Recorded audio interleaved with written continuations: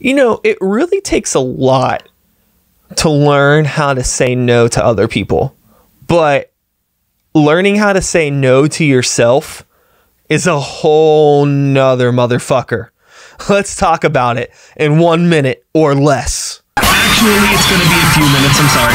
I have a lot of creative friends and a lot of creative people in my immediate social circle. Chances are, if you're watching this video right now, you're probably a reasonably creative person. You probably play in a band, or you probably do art, or maybe you have a blog, or maybe you make pottery, or maybe you crochet. I don't fucking know. You probably do something creative. And because of that, I love you. I support you, and I fuck with your energy. But when it comes to harnessing that energy that people like you and me have, it can really get the best of us in terms of like being able to determine and let ourselves know that, like, you know, just because something is a cool idea doesn't mean it's a good idea. Or if something is a good idea, that doesn't mean that it's necessarily the right idea. And there's a lot of nuance there, and every situation is a little bit different. But, you know, I find that there's times that I don't ask myself that at fucking all. And I'm just like, yo, yeah, let's do it. Let's do it. I'll make time for that. I'll make time for that. I'll do this. I'll do that. My life feels as if I have gone to the grocery store with an infinite amount of money. In this metaphor, money being time. So I have an infinite amount of time. And I go through the grocery store and I'm like, oh, that looks good. Put it in the cart. That looks good. Put it in the cart. And I'm making commitments to purchase things with this time that I realistically can't afford. It's as if I put all of these fucking groceries on some sort of a time credit card, we'll say. All of these things that, you know, I thought looked good. So I get everything, I get home, and now home is kind of like my brain. It's in my head. Now I have all of these commitments that I got at the grocery store, and they're in my head. So it's like, where the fuck am I going to put these things? So there's some space in the fridge. There's some space in the cabinets, but you can only eat so much in one day. And it's inevitable that whenever you buy too much shit at the grocery store, there's always something that gets forgotten about, something that gets neglected. It gets hidden in the back of the fridge. You forgot that you got it, or like you get weird leftovers that kind of just go bad, and just shit over time gets neglected and goes bad if you're not able to keep up with the things that you've committed to buying. If you can't commit to eating all of the groceries that you have purchased in the time frame that they're going to be good, then you're wasting your money. And in a lot of ways, I have wasted my time over the years committing to projects and things that have just essentially gone bad in the fridge, because it's not like I go to the grocery store once. It's as if I'm going to the grocery store every week. And with every week, there comes new projects and new opportunities, and things have varying degrees of priorities. So things start to get buried in the fridge, and things get just fucking forgotten about, like I've said.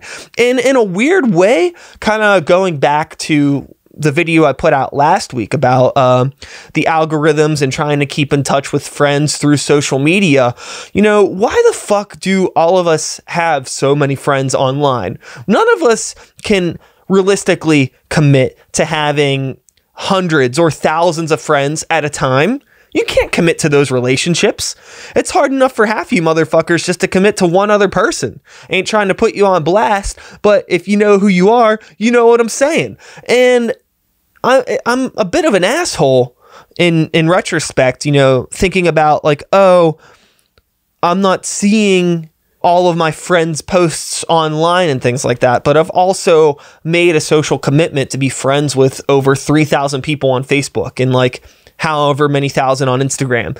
And it's like, why? Why do I agree to do that? I think that it's like unintentional. You know, it's like, oh, somebody sends you a friend request. You see that they're in the band. You're like, oh, okay, sure.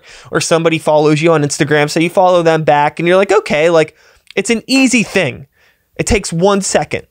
But over time, you know, now we're kind of like a decade plus into a lot of these social media platforms. It's like that fridge has really gotten full, and a lot of those relationships and things that we have built have gotten bad. They've gotten backed up in the fridge because, you know, we've kind of in a way fucked up our own algorithms by like committing to all of these like nonsensical online relationships with people that we've never met, people that we'll never meet. And why did we do that? I have no idea.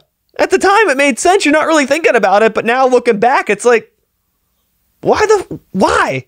There's not a whole lot that we can do about it now.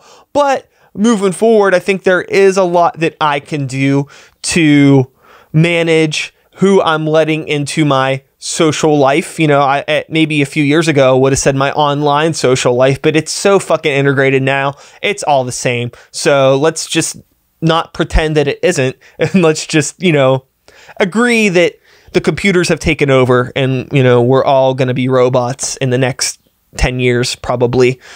Thanks, Elon Musk. But like I was saying, moving forward, keeping an eye on those relationships that you decide to commit to, especially if you're going to be somebody like me that is making a video complaining about this shit. You know, actions speak louder than vlogs. There's only so much space in my refrigerator for creative projects, for friends, for relationships. And I need to stop thinking as though I have this infinite amount of time, because, I mean, I really don't. And when, you know, you take on these things that aren't important, but you're still spending time, the same amount of time that you would be spending on something that you really care about, that other stuff suffers.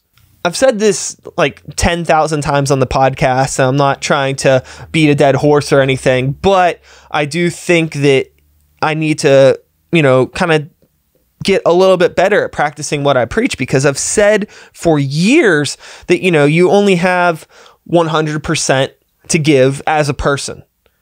And in order to do something to its fullest potential, you want to give it as much of your 100% as possible. However, if you're trying to do 10 different things, the maximum amount that you can give any of those things is 10%. And I don't think enough people think like that. And I think in some ways, you know, I've completely thrown that out the windows at times, because again, you're in the grocery store of opportunity and you convince yourself that you have an infinite amount of time or money to spend on this opportunity, and you're fucking hungry. Like, I am hungry in the store. So all of these things look good, and I'm just trying to fill that fucking appetite, and then everything goes into the fridge and it goes bad because I can't eat it all. I don't know if this is resonating with anyone. If it is, word. Just know that you're not alone. Sometimes I know that I'm not alone now, but for a long time I felt like I was the only person that you know, had these thoughts, because, you know, I'm an artist and ego's a motherfucker. You think you're way more important than you are. Stop that too. Maybe that'll be a video for another time. You're not important, but it's okay. Don't take it the wrong way. In a way, everyone's important, but nobody's that important. Maybe I got to figure out how to phrase it. But before I go on a ramble about the next video, I'm going to cut this here. Like I said, if this resonates with you or anything like that, you know, or if you need somebody to talk to about anything that's going on in your head, or if you want to dig into these ideas a little bit more, I'm always happy to talk with anyone, anytime, as long as it is at a reasonable hour. You know, I am working on being a better adult, going to bed before midnight, waking up before 8 a.m. You know, I feel like that's the optimal 8 hours for me. Working on that 8, baby. So yeah, if you want to talk, hit me up.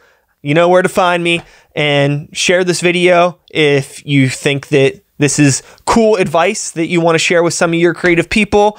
Yeah, let's figure it out, friends. Have a good day. Peace the fuck out.